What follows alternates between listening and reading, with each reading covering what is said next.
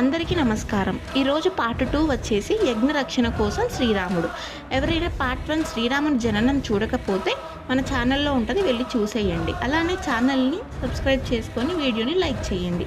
శ్రీరాముడు, లక్ష్మణుడు, భరతుడు మరియు శత్రుఘ్నుడు అయోధ్యలో ఎంతో శ్రేష్టంగా పెరుగుతున్నారు. వాళ్ళు విద్యలు, ఆయుధ విద్య, ధర్మం అన్నీ నేర్చుకుంటూ రాజ్యానికి గర్వంగా మారారు. ముఖ్యంగా లక్ష్మణుడు తన అన్నయ్య రాముని వెంటనే ఉండేవాడు. అయితే ఒకరోజు విశ్వామిత్ర మహర్షి అయోధ్యకు వచ్చారు. ఆయన రాజు దశరథుడిని కలిసి, నా యజ్ఞాన్ని రాక్షసులు అడ్డుకుంటున్నారు, రాముడిని నా వెంట పంపండి అని అడిగాడు. దశరథుడు రాముడు ఇంకా చిన్న పిల్లవాడు అని బాధతో దానికి నిరాకరించాడు.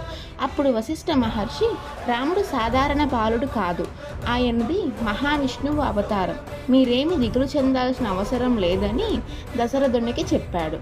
చివరికి రాముడిని తీసుకెళ్లడానికి దశరథుడు ఒప్పుకున్నాడు.